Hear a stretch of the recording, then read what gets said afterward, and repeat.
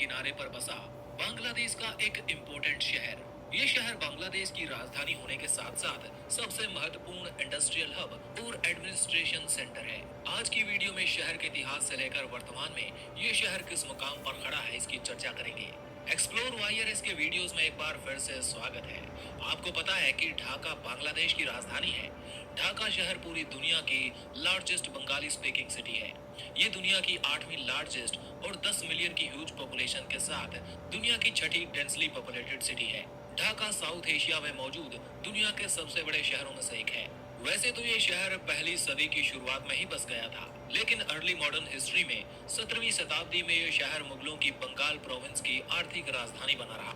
इसके बाद ब्रिटिश शासन के दौरान भी इस शहर के अंदर बेइंतहा डेवलपमेंट देखने को मिला। अंग्रेजों ने पहली बार शहर में रेल लाइनें, बिजली के connection, water supply, western educational universities लाकर इसको मेजर एडमिनिस्ट्रेटिव और एजुकेशनल हब के रूप में डेवलप किया। इंडियन सब कॉन्टिनेंट में ब्रिटिश रूल के खत्म हो जाने के बाद इसको ईस्ट पाकिस्तान की राजधानी बना दिया गया। लेकिन 1971 की बांग्लादेश लिबरेशन वॉर के बाद ये शहर इंडिपेंडेंट बांग्लादेश की राजधानी बना दिया गया। आज के समय में बांग्लादेश गवर्नमेंट सीट होने के साथ साथ बड़ी बड़ी कंपनियों और एजुकेशन सेंटर्स के साथ ढाका एक ग्लोबल सिटी के रूप में उभरा है। पूरी बांग्लादेशी इकोनॉमी की कमाई का 35% हिस्सा अकेले इस शहर से आता है। ढाका स्टॉक एक्सचेंज में 750 बड़ी कंपनियां शामिल हैं। ये शहर अपने बंगाली त्योहारों, इनके लाजवाब खानों और रंग बिरंगी कश्ती और ऑटो रिक्शा की वजह से जाना जाता है। इसके अलावा Bangladesh silk, cotton, textile, steel और एग्रीकल्चर के लिए भी पॉपुलर है।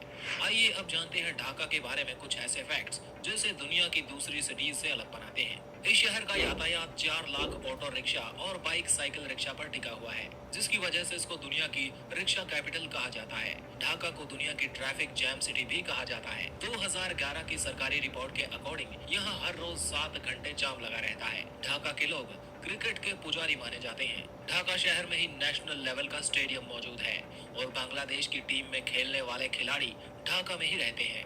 यहाँ के हर एक गली, मोहल्ले और सोसाइटी में आपको क्रिकेट टीमें देखने को मिल जाएगी। ढाका को सिटी ऑफ मॉस्क भी कहा जाता है, जिसमें कई मस्जिदें सैकड़ों सालों पुरानी हैं।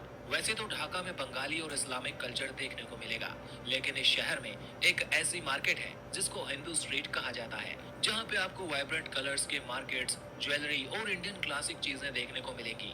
कई थ्योरी दी जाती हैं कि इस शहर का नाम ढाका कैसे पड़ा होगा। कुछ लोग कहते हैं कि तारकेश्वरी देवी मंदिर की वजह से इस शहर को ढाका कहा जाता है, और कुछ का मानना है कि ढाका में लाखों की संख्या में ढाका नाम का पेड़ पाया जाता है, जिस वजह से इसका नाम ढाका पड़ा। अगर आप बांग्लादेश से इस वीडियो को देख रहे हैं तो कमेंट करके बताइए इसका नाम ढाका कैसे पड़ा होगा।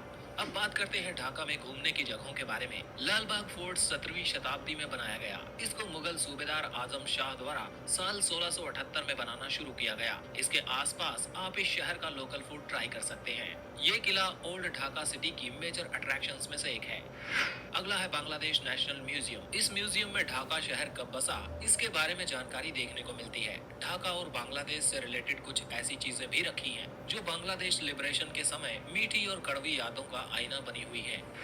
नंबर 3 पर है ढाकेश्वरी टेम्पल। हिंदू धर्म और इसकी संस्कृति भारतीय उपमहाद्वीप की सबसे पुरानी संस्कृतियों में से एक है। इस शहर का ढाकेश्वरी टेम्पल इसलिए खास है क्योंकि बंगालियों का सबसे मशहूर त्योहार दुर्गा पूजा को यहाँ धूमधाम से मनाया जाता है। इस मंदिर को देखने भारत और म्यांमार से काफी लोग आते हैं। आज की वीडियो में इतना ही। अगर वीडियो पसंद आया तो लाइक कीजिए और इस चैनल को सब्सक्राइब कीजिए ताकि ऐसे ही वीडियोस आपको मिलते रहें। Thanks for watching. जुड़े रहिए एक्सप्लोर वाईआरएस के साथ।